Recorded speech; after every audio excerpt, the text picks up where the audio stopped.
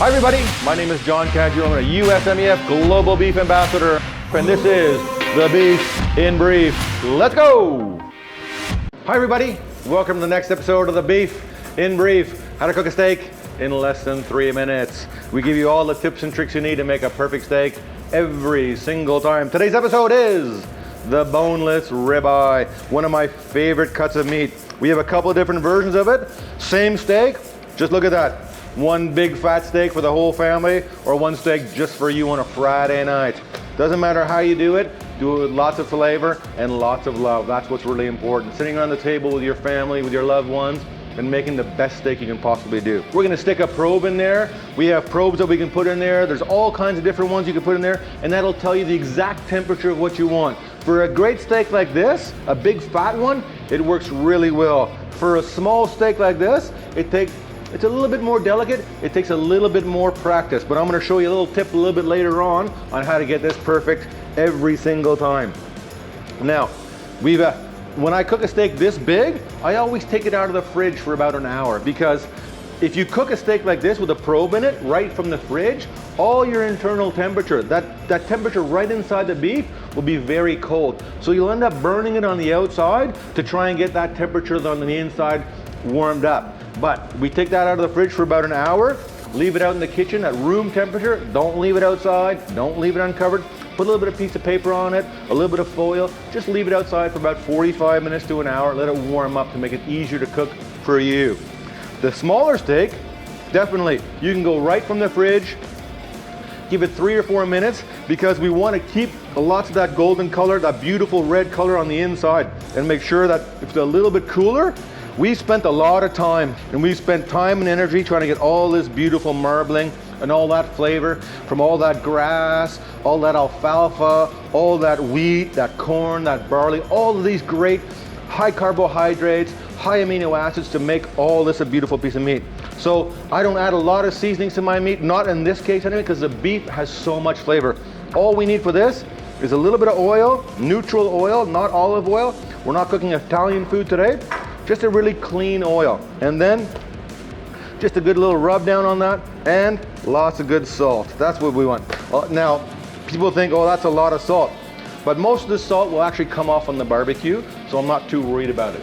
So we go to our barbecue, we give it a little clean to make sure that it's nice and clean and ready to go every single time. Grab yourself a pair of tongs and use the tongs to make sure you don't have any accidents. We want you to eat a great steak, and we want you to be safe at the same time. Obviously, when I have 2 steaks of this size, that's gonna be for dad, that's gonna be for mom, or that's gonna be for big son. It doesn't matter who gets the big steak, we're gonna put that one on first. Now, I always try and build up color.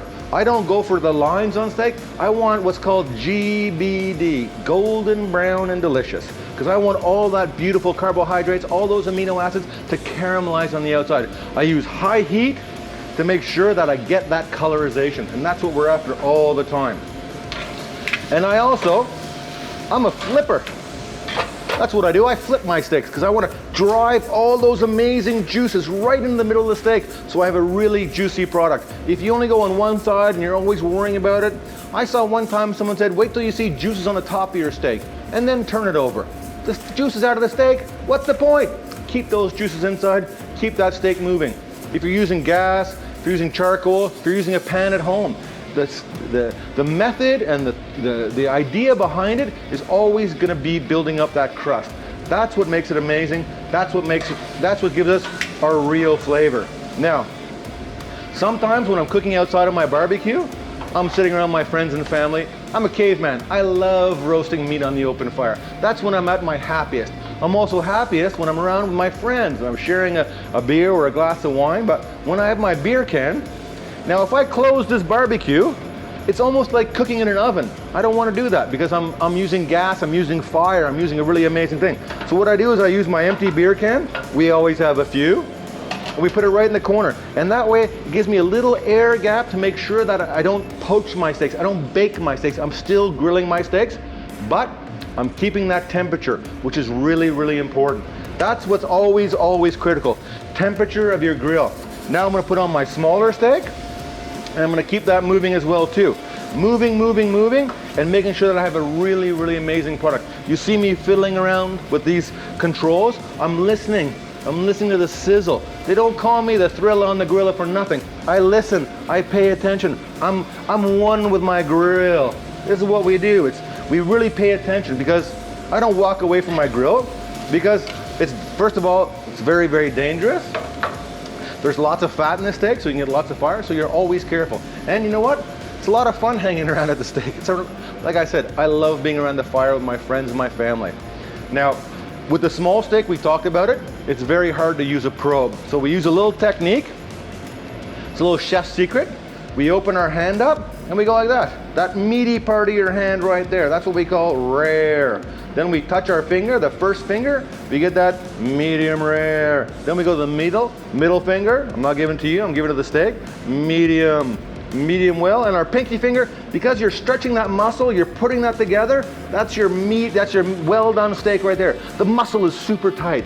Now, I don't like my steaks well done, except if I'm cooking a brisket with my friends.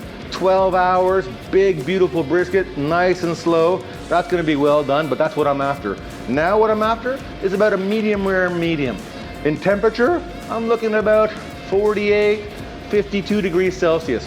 Because we built up all that fat on the inside, we want that fat to melt and to go into our steak and get all that amazing flavor.